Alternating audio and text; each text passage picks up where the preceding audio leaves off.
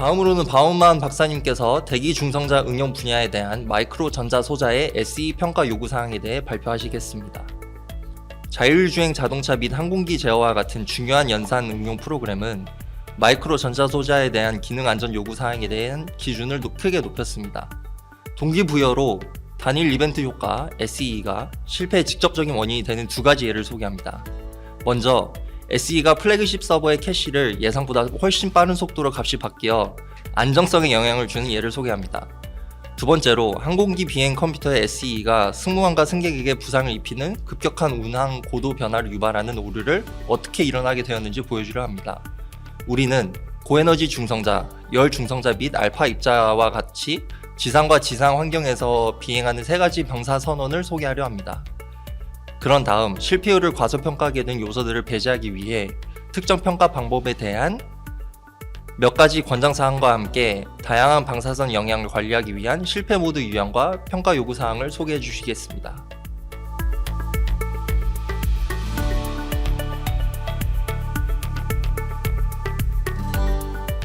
Hello again. So on this presentation, I'll be talking about single event effects testing requirements for microelectronics in the terrestrial applications. Okay, so previously we were talking about space. Now we're focusing down onto the Earth environment.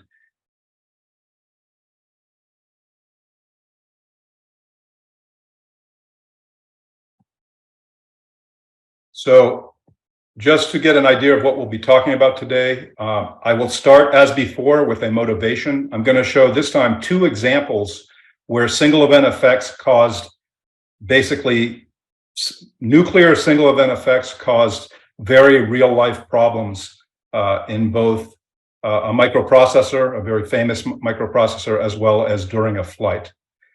Then we'll talk about the sources of terrestrial radiation. There's three of them.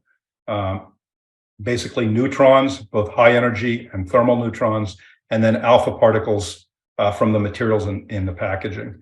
We'll briefly talk about accelerated and unaccelerated testing, just basically discussing kind of some of the challenges with different approaches.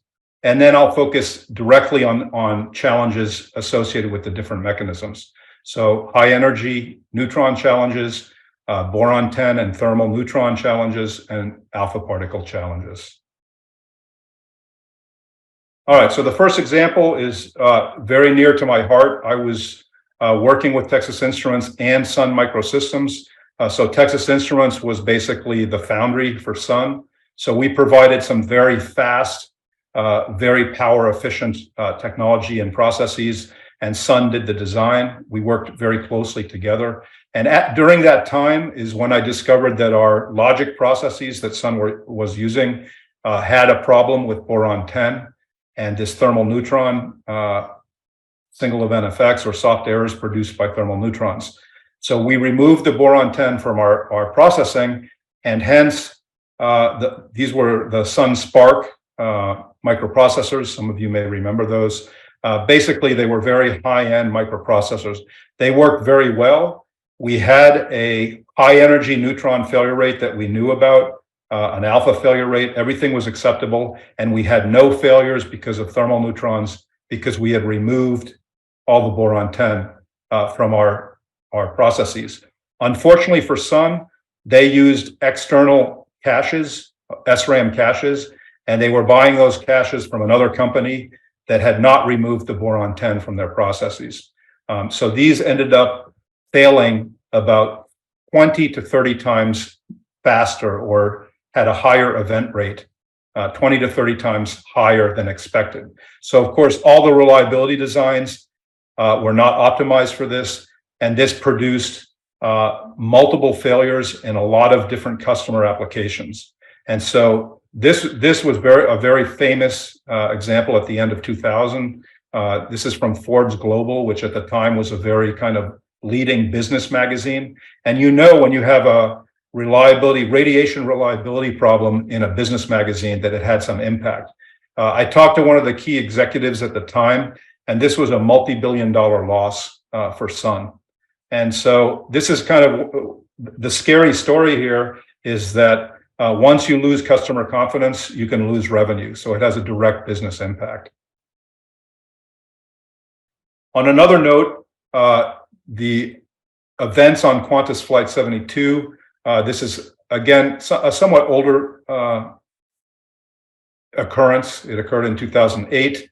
The final report took several years. It was published in 2011. It's about 300 pages long, but it makes for interesting reading. The fundamental problem was that the flight computer got confused by a high energy neutron. So there was a single flip-flop that was flipped in the flight computer, and it confused the computer. So the flight was flying completely level and stable, like you want an airplane. And when the error occurred, the computer mistakenly thought the angle of attack had increased. In other words, it thought the nose of the plane was too high. And if the nose of the plane is too high, the velocity goes down and the plane goes into what's called a stall, and it goes into an uncontrolled fall. So of course the computer did the right thing. It said, okay, I'm going to drop the nose so that we become safe again. But as I said, the plane was actually in level flight. What unfortunately happened is many people were damaged and some severely injured, because anybody with no seatbelt and certainly the flight crew that was walking around the cabin, they basically were thrown into the ceiling. So you see these ceiling panels that are broken. That was people falling into them. These were actually passengers' heads actually went through the top of the airplane plastic pieces. So I always wear my seatbelt, even when the captain says it's okay not to, after seeing these pictures. But the key point here is a single subatomic event has a human scale impact. So hopefully this is motivation for people to understand why this is so important to keep on track. So let's start with a discussion of the radiation sources in the terrestrial environment. I show just a simple cartoon here of the Earth. We talked about galactic cosmic rays in the last lecture, mostly protons, and certainly the heavy ions that are there, they will not go through the atmosphere. Again, they have very high LET, as we talked about, linear energy transfer, so they get absorbed in the upper atmosphere. So really, in the atmosphere, in the Earth's atmosphere, we only need to worry about protons. And in fact, because protons have nuclear interactions with the oxygen and nitrogen in the atmosphere, by the time we get to terrestrial altitudes, say from sea level to flight altitudes, it's mostly neutrons, something like 95 to 99% neutrons. And so the other thing that happens with neutrons is, of course, they're still high energy neutrons when they've suffered just a few interactions with gas molecules. However, as they go deeper and deeper towards the Earth, there's more and more interactions. They're losing more energy. And so at some point, they get thermalized. So they've had so many collisions with gas molecules that the average energy is similar to the average energy or mean energy of the gas around it.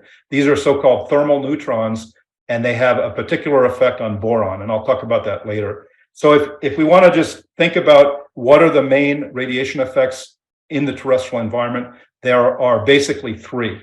So we have high energy neutrons that I just talked about. That's the conversion of high energy protons. They go through the atmosphere, they start getting converted to neutrons. And by the time we're at sea level to flight altitudes, we're mostly neutrons. And then a lot of those neutrons lose additional energy. They have more interactions. They get thermalized.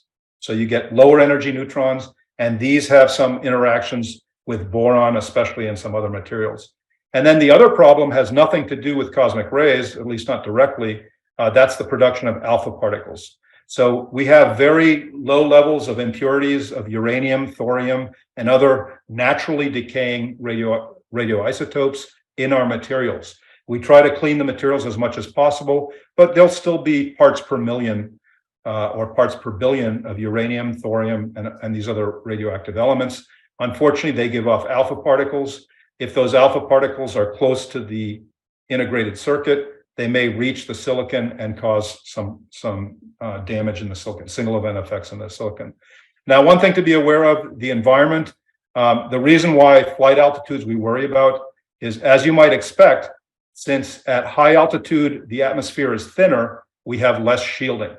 So airplanes are exposed to a lot more neutrons than electronics on the ground. So the category for avionics is generally a much higher reliability requirement because there's so many more neutrons. And we're talking about 2 to 3 orders of magnitude more neutrons at flight altitudes versus on the Earth. And there's 2 effects that control this. One is just the altitude. So again, that's kind of the Earth's atmosphere filter effect. So as you get higher in the atmosphere is less dense, less filtering, so you get more neutrons. The other effect has to do with the geomagnetic field. We talked about the Van Allen belts. Well, the geomagnetic field shields out a lot of the protons at the equator. And so those protons never make neutrons because they never reach. Protons coming in from the poles don't get shielded as well. So you get more neutrons at the poles. And so you can see this going from the equator to the polar latitudes. At sea level, we get about a 2x effect. At aircraft flight levels, we get about a 5x effect, maybe 5.5 times effect. So that's the latitude effect. There's also the effect of solar cycle. So sometimes you have high sunspot activity. I talked about the sun sometimes getting excited. Basically, that's a very small correction, typically plus or minus 15%. So generally, we don't worry too much about it. But we do worry about flight altitudes and latitudes because these make a very big difference on the event rate of neutrons. Okay, so accelerated testing. If you're a reliability engineer, you're already very familiar. The concept is to try to get the test done in a very short time. And of course, you have to make sure that you have some way to extrapolate from the stress condition to the use condition. If the function is very strongly nonlinear, generally that's not a good thing.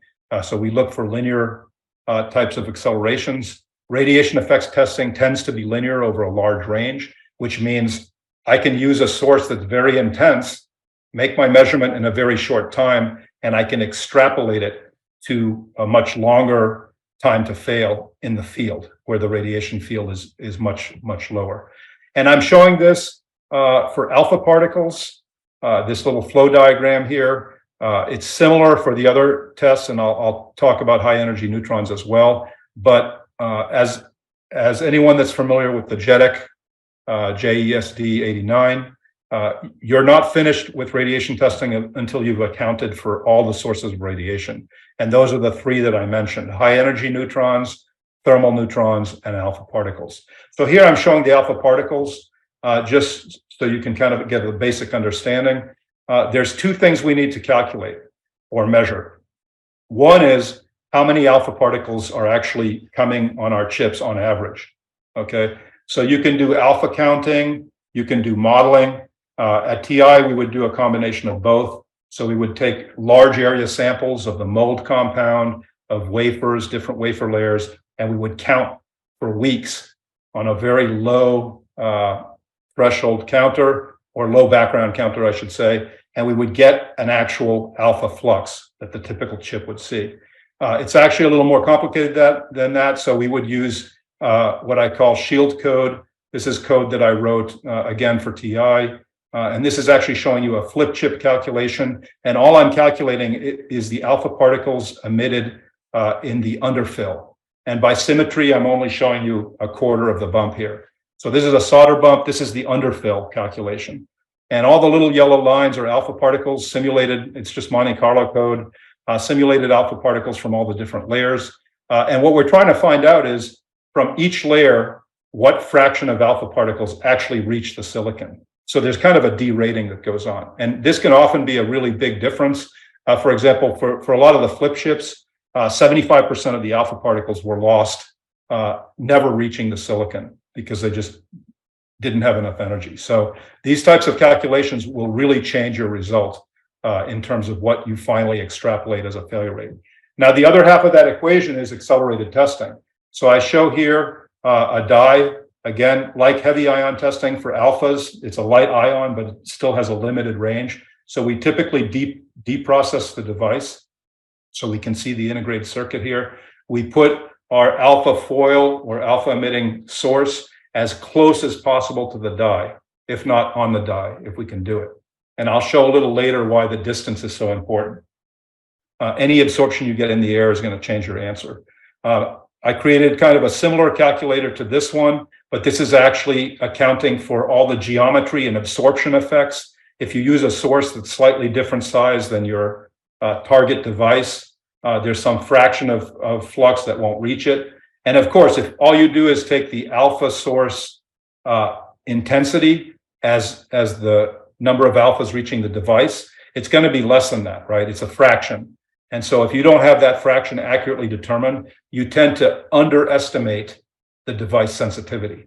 Because if we know the number of alphas hitting the device, we get basically errors per alpha per centimeter squared. That's basically the sensitivity of our device. So it's very important to calculate both the geometry and absorption effects, as well as the fraction that's taken out by your package. Ultimately, you combine these two together and you get a failure rate due to alpha particles. So this is just an example of what's required for doing accelerated soft error testing. Here's a picture of me many years ago at Los Alamos. So this is high energy neutron testing. The nice thing about Los Alamos is that the spectrum has the same shape as the cosmic ray background. So by shape, I mean the energy distribution of neutrons is very similar to that you get at terrestrial levels. Now, the difference is at Los Alamos, the flux, okay, so the arrival time of the neutrons is something like 100 million times more intense. So it's a very accelerated experiment, and we can do in days what would take months or years to test in the field. So one of the things you need to do, just like the alpha calculation, you need to calculate the environment. And as I said, the environment depends on your altitude, it depends on your latitude. And so the JEDEC committee actually provided this website. We created this website where you can go on here and you put in your latitude, longitude, and it gives you an equivalent neutron arrival rate. And I should mention the basic standard that we standardized to was New York City sea level. And that's just for historical reasons. I don't have time to get into it, but anyway, that's 13 neutrons per centimeter squared. And so, for example, if you live on a mountain somewhere in China, your neutron flux will be different than New York City sea level. And so this calculator gives you a factor to basically adjust that. Okay, and I show that on the right-hand side. So you put these inputs in, and it gives you, in this case, 1.39 is the factor. You would multiply that. That's the relative flux rate. Okay, so accelerated testing is definitely something people do. When we were doing DRAMs many years ago, we did field testing. This was generalized testing where we would operate often at just standard or, the kind of the upper extreme of voltage and just put thousands of units on test for thousands of hours. So when you have millions of device hours, you start to see failures. Now, initially, when you have a new process and you haven't really, improved the entire process, it's not a stable process yet, you'll start to see a lot of failures from defects or non-ideal manufacturing. But here I'm talking about if you have a manufacturable line, very high yielding, so your process is very stable. You put your devices, thousands of devices, and I showed kind of a DIM down below, and these would be just thousands of DIMs, right? So in several months, you can get millions of device hours. You start to see failures, and most of those are caused by soft errors from radiation. And so it's a great test in the sense that it's the real measurement, but there are some pros and cons. So again, it's the actual environmental testing, so it's great. It's unaccelerated, so you have no calculations to make. There's no mistakes you can make in the acceleration factor, no math or models required. And by the way, it captures all the possible failures because all you're doing is running the device for many, many hours. So it's like you may see some defect rates and you'll see some soft error rates for sure. Now, the cons are kind of obvious. It's very expensive. It requires thousands of units for thousands of hours. So very often you're talking about 4 months, 5 months of testing between getting the devices, populating them, and then just letting them sit there and operate to get this data. It sounds like, millions of device hours is a lot, but when you consider for a very low failure rate event, you're still going to only get a couple failures out of, millions of device hours. You may only get 10, 20 failures. So your statistics really aren't that good. And the failure rate remains a mystery. So it doesn't tell you anything about the failure rate unless you do multiple different variables. And most importantly, and we found out this out the hard way, it's sensitive to location and building dependencies. What I mean by that is, before everyone realized that high energy neutrons were a problem, or a dominant problem, I should say, especially in the DRAM world, we were creating DRAMs with Hitachi, and we were using exactly the same process. One process was in Japan, one process was in Texas. We were using the same process, the same design, because we had an arrangement. But when we would measure our design and Hitachi would measure their design on field testing, their soft error rate was about 5 times lower than ours, maybe 10 times lower than ours.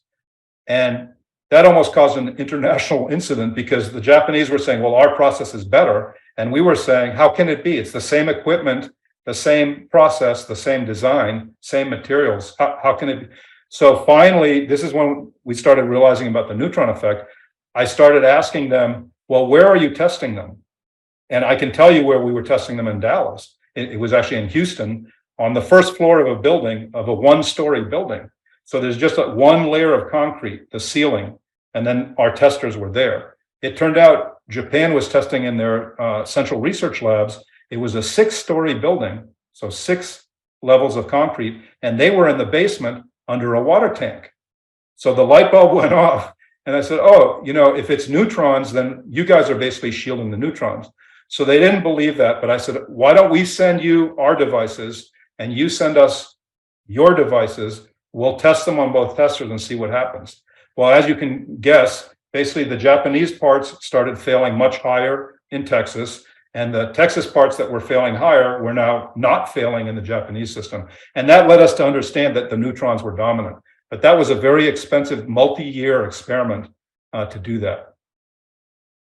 Okay, so high energy neutrons basically don't create ionization by themselves. All they can do is nuclear reactions, okay? So we get elastic reactions and non-elastic or inelastic reactions. Basically, the elastic reaction is like billiard balls. So the neutron comes in, bounces off the nucleus. If it gives the nucleus enough kinetic energy, the nucleus is free to move. And of course, that nucleus is like a heavy ion now. So the reds are the protons, so we get this really positive heavy ion of silicon that's moving through. And if it has enough energy to move several microns, it will generate a high amount of charge because it's a higher LET event. In the other case, the inelastic, basically the neutron is absorbed, so it doesn't bounce, it gets captured by the nucleus. Of course, now the nucleus all of a sudden has extra mass, extra energy, and in general, it explodes to get rid of this energy. You get a couple gamma rays usually, and you get pieces of the nucleus going everywhere. And most of those pieces are ionizing. So if you wanted to look at a spectrum, I use, my graduate student did this calculation for me using GEONT code. This is a nuclear simulation code. It's hosted by CERN. So it takes care of all the nuclear events. And it was a very simple experiment. We took a chunk of silicon and we just threw neutrons that had the energy distribution of the terrestrial neutron flux. And we asked the question, if I look at a small slice of silicon and I track every single secondary event, so nuclear reaction, what is the LET and what is the ion? And so this chart is showing you kind of the curve. And again, LET is on the horizontal axis and number of events is on the vertical axis. And LET is linear energy transfer. So this is, again, that metric that we use to categorize ions. And several things pop out here. First, the overall distribution drops off to pretty much zero by the time you get to LET of 20. And you remember in the space example, I was talking about LETs of 60 and 70 or 80. Here, the max is about 20. The other thing you'll note is that 98%, if you look from 0 to 6, LET of 0 to 6, that represents 98% of the events. Only 1.7% of the events are from 6 to 12, and less than 0.1% greater than 12. The reason that's important is what that's telling you is there's tons and tons of very low LET events. There's not so many very high LET events. And if you recall, I said destructive events like latch up or burnout generally require a high LET. So that's good news. And that's one reason why on Earth, we generally don't see as many destructive events as we do in space, just because the LET, the maximum LET is kind of constrained. Okay, so considering that almost all the secondary events produced by high energy neutrons are basically LET of 0 to 6, I'm showing this curve of, on the left-hand side, I'm showing, this is not LET, it's dq dx. I've just converted the LET into charge per distance traveled. So for designers, this is very useful because you figure out the path length of the ion in your circuit, and you're just integrating over the path length to give you a injected charge. But the key thing that I'm showing here on the left, these are all the possible secondary products that I showed on the other page, and they're Bragg curves, okay? So you can see some are producing a lot of charge, 75 femtocoulombs per micron. Some are up here at the 150 femtocoulombs per micron. And then down here, the really small ones, these are protons, and the green one is alpha particles. Now, this is important, and I draw a red line here just to draw your attention. Based on, this was from Norbert Seifert. I like this curve because it's showing you the critical charge. So that's the amount of charge that a typical node is storing, and it could be just a regular logic node is storing given the voltage and the capacitance of the node. And by the time you get to 180 nanometer, which is considered old technology now, you're already below 5 femtocoulombs per node. And certainly as you get out to 14 nanometers, 7 nanometers, you're down below 1. So the key point from this, the main key point is practically all alphas and neutron and proton secondary products are capable of causing upsets in modern technology.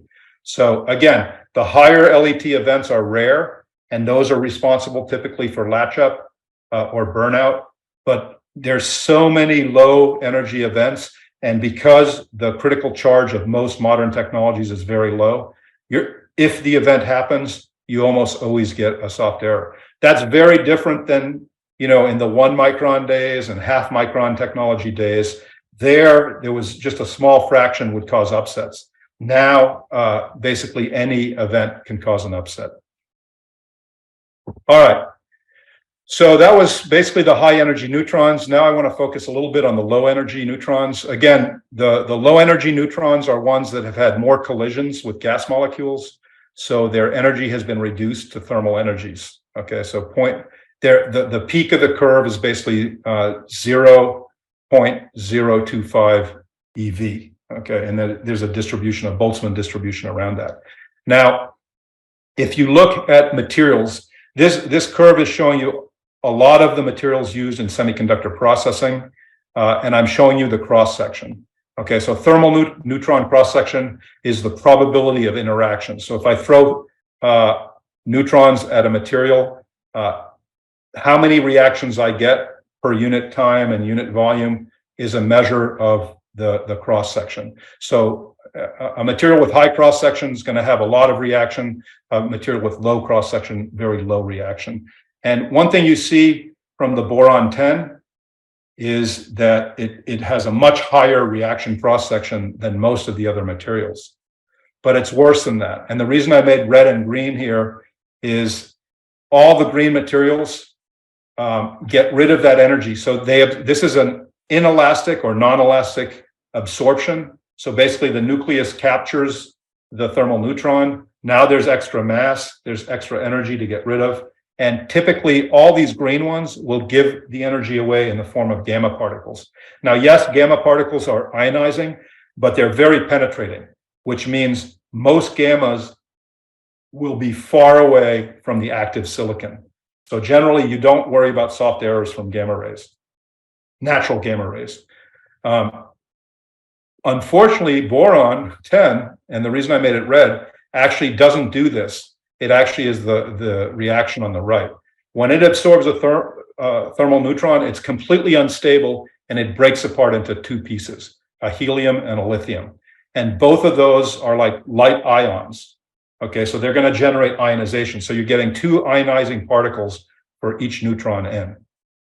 And this just shows you some of the charge that can be generated. The distance for these ions that they can travel, the alpha particle can go about 5 microns, and the lithium can go about 2.4 microns.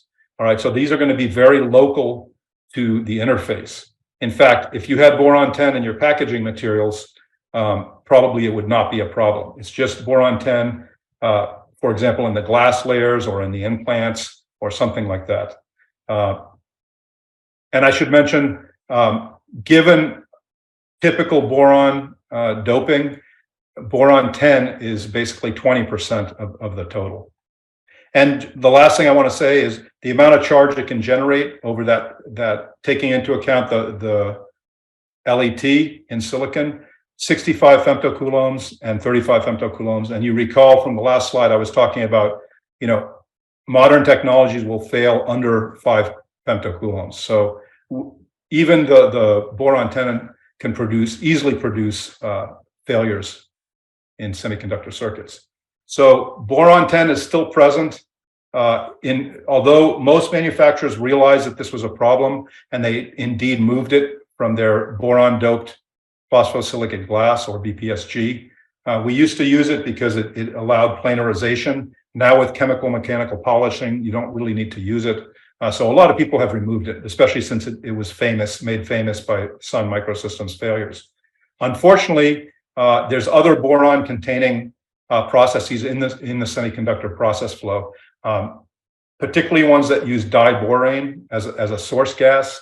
For example, tungsten plug formation in a lot of semiconductor fabs use diborane. It turns out they leave a lot of boron behind, and some percentage of that boron is going to be boron 10. Okay, now it is true that if you either get that boron out of the process or you use boron enriched, so if you use boron that's only boron 11, you can kind of have a big impact on the failure rate.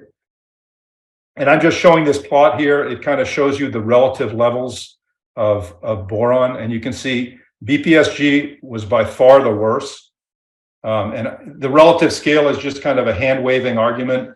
Different processes will have different fractions, but it's kind of showing you if 1 is BPSG, again, that gave about a 20x factor in the failure rate compared to thermal neutrons.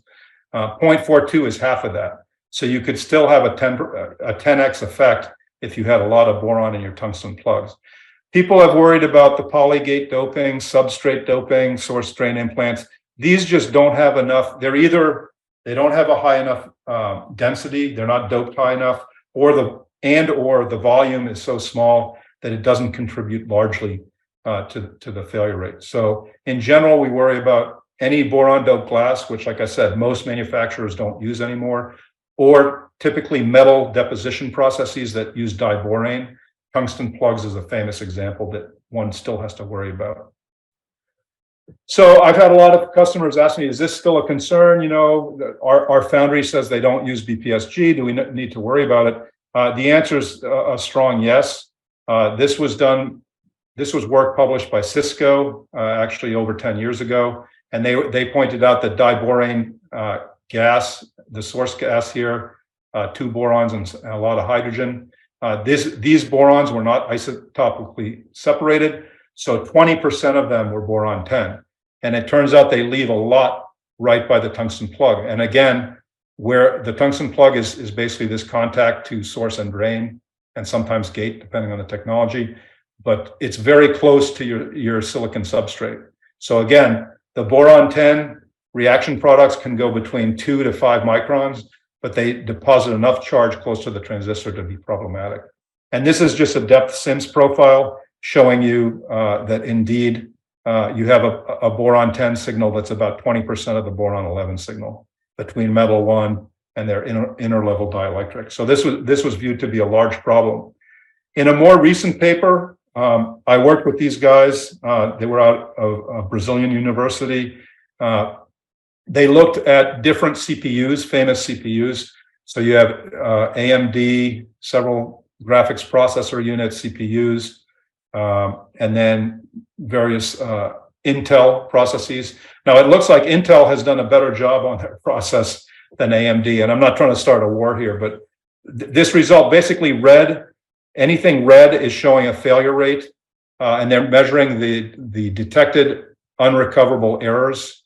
Okay, so a larger bar is bad, a smaller bar is better.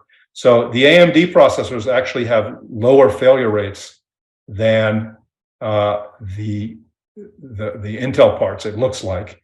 Although this may be relative, I'm not sure about that. But the key point is the blue is showing the effect of thermal neutrons. So it's a little bit of a confusing plot. I wish they had plotted a different way. But the key part is, in the case of the AMD CPU, it looks like thermal neutrons are probably 40 to 60% of the high energy neutron. And I should mention, these three different rows are different test algorithms to look at different phenomena. Okay, so they're using different types of testing. And you can see basically the blue again, it's a fraction. So what this shows is that, yes, the boron 10 effect is still a concern. And we basically, it's somewhere between 20 to 60 in some processes. So depending on the fab and who's manufacturing it for you, the mileage varies. So some seem to have completely eliminated the boron 10 problem, so there's no thermal neutrons, but others probably not. So you do have to worry about it. And I always suggest to my customers that, if you're going to use a part and you don't know, you should definitely measure the thermal neutron sensitivity, and you'll know right away if there's a problem. Okay, so one of the problems with thermal neutron fluxes is thermal neutrons scatter like crazy. They're just bouncing off things and interacting, and there's a lot of elastic scattering. So the neutron keeps moving around. It doesn't lose much energy, but it keeps moving around. So what that means is actually the environment is very important. And this is kind of showing you, again, in a graphic sense, this is actually a simulation, and it's looking at the impact to fit rates. And it's showing, again, the colors scheme is the same. The kind of reddish color is high energy neutrons. The blue color is low energy neutrons or thermal neutron reactions. And you can see that you get different reactions depending on the different processor. But more importantly, the simulations were done in a void or vacuum, basically just assuming that you had the processor sitting in the middle of a room with a large airspace around you. One of the simulations was done with some water around the processor, and then one with the concrete. So you would think with some concrete around the processor that the flux would go down. And in fact, the overall flux was reduced. The neutron flux was reduced, but the proportion of thermal neutrons actually increased. So you can see with just air, the thermal neutrons is less than, 5% or 3% of the entire soft air is observed in this K20. But once you put it in concrete or with concrete in close proximity, basically it's like almost 50% is from thermal neutrons. So again, you have to take into account not only the device sensitivity to thermal neutrons, but also the environment. And ironically, if you think of data centers where they have many CPUs in racks, and those racks are inside concrete buildings surrounded often by water cooling. So you have all these, water and concrete tend to create a lot more thermal neutrons. So you have to be aware of the environment. This is just a warning. Okay, so now we're at alpha particles. This is the last part of the talk. The challenges with alpha particle testing, like the heavy ions, we have to have an open package. So I didn't mention this explicitly, but the nice thing about testing with neutrons is we don't have to open the package. The neutrons go right through the package. Most of them don't interact. So it's very easy to do neutron experiments. In fact, at Los Alamos, we very often would have at least 10 devices in the beam. Okay, so the beam goes through 10 devices, and then we would have other experiments with other groups behind us. So one neutron beam, we could have 20 or 30 different tests going on in parallel. With alpha particles, just like heavy ions, so alpha particles are light ions, you basically get one source and you get one test. Okay. Now, in the JetX spec, we kind of left it open that you can test it either as a package part or wafer level. I'm not a very big fan of wafer level unless you can somehow drop the source, use a smaller source and put it in close contact. And I'll show in the next slide why that's so important. Because effectively, you want a very accurate understanding of how many alphas are actually reaching your device. And when you put the source, say, in direct contact with your device, at least half of them are going down into your device. Once you start moving that device away, some of them are going to miss your device. Some of them get absorbed in the air. And so you get many fewer alpha particles during your accelerated experiment. And again, if that happens and you don't know, you are going to underestimate the sensitivity of your part to alpha particles. And this is so important, in fact, that I wrote a program. This, again, is from my TI work, so long ago. It's an XP program. But this shows you, this is just the geometry calculator. So you would basically put in what the size of your source was, what the intensity, what the size of your devices were, and this goes off and calculates how many alpha particles reach given the geometry. So think of it as a geometry calculator. It calculates the fraction of alpha particles emitted in your accelerated experiment that actually hit the device. And this is the result, and I don't have time to go through all these. I just want to point out a few things. I'm looking at, the effective device size, source size, and chip layers on these three different curves. The horizontal axis is the same on all three. It's the basically source to device distance. Okay, so the alpha source distance from the device. Consider it the Z height, maybe. But one thing you see very clearly, all of these curves, and I should mention the black dots take into account both geometry and absorption. The white dots only take into account alphas lost by geometry. So those are alphas that, because you separated the source, they don't hit your device. The black curve includes absorption and air. So really the black curves are the ones that are important here. But the thing that, the problem here is very evident. Again, the source device distance here, 1 millimeter. By the time you get to 10 millimeters, so just 1 centimeter away, you're losing your alpha flux very quickly. Okay, and this is with an americium source. The thorium source has more alpha energies, so that the slope is not as steep. So that's good, but the error is still very high. So if your source is like a centimeter away, that's too far away.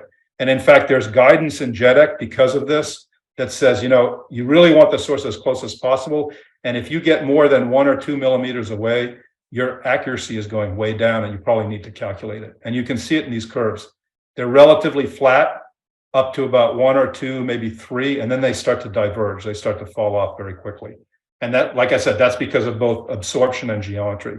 So the ability to model accelerated testing with alpha particle flux, geometry, and absorption is really important. Because if you don't do that, you're going to have a very big difference between your calculated sensitivity and the actual sensitivity.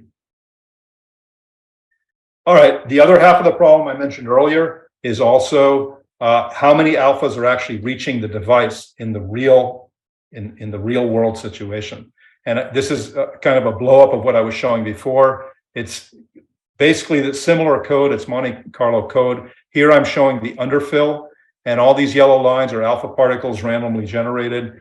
And I'm asking the question, what is the fraction of alpha particles from the underfill that actually reach the device? And so this is the magic number, the fraction reaching the silicon, and here it's 29%. Okay, so again, you can make some very big miscalculations if you don't calculate exactly what's happening in the device. Okay, so the summary here, or the challenges to improve the accuracy is really kind of the key point. And so just in a nutshell, in terrestrial radiation, we're composed mostly of cosmic ray neutrons, both high energy and low energy, and alpha particles, which are embedded in the device materials. Accelerated C testing for terrestrial application generally requires broad spectrum neutron facilities. You can also use proton, although this has some issues. I didn't have time to talk about that.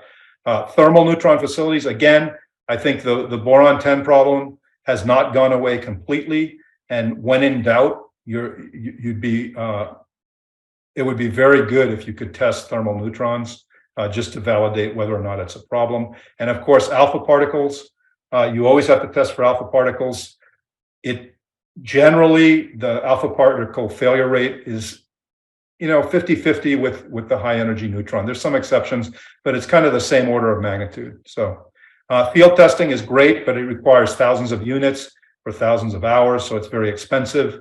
And basically, the reliability engineer has the challenge of dealing with environmental uncertainty. So how much and what type of radiation is hitting my device in the customer environment? And then, of course, any uncertainty introduced by the way he or she is doing accelerated testing. Is my acceleration factor correct? That's what you should always be asking yourself. So high energy neutrons, neutron flux versus altitude, latitude, longitude, that's important. That's available at the link I provide here. Again, that was done by the JEDEC committee. And the best way for a single vendor to minimize uncertainty in single event effects testing is to avoid spectral differences. And the way you do that is always use the same facility. Now that's hard because demand for facilities is so high, but if you can stay at the same facility, that means all your data is going to correlate pretty well. Whereas anytime you go to a new facility, there's some chance that the spectral differences will cause some uncertainty. Thermal neutrons, again, it's kind of a one-time check. If you're doing it using a new process at a foundry, or you're buying a new set of products from a customer you've never used before, you're not familiar with the process, you should check at least once to see whether or not it has a boron 10 problem, and if it does, how strong that effect is. Alpha particles, the key point here is keep the source to IC distance while you're doing the accelerated testing as small as possible. If you can keep it below a millimeter, that's great. It reduces the errors to less than 30%, and that allows you to make accurate extrapolation. And lastly, this was something that was discussed during some of our JEDEC working group meetings, but it was never added, at least not to the JSD 89A. And I think the accuracy could really be improved if a standard SRAM was tested as a gold standard. And that would be an SRAM that would be made available to a lot of different companies, a lot of different groups. People could do some field testing. Other people could do accelerated testing. And then you could compare your results to that and say, okay, the standard says this, my results tend to be a little low or a little high. This would be very useful to improve the accuracy and reduce the uncertainty.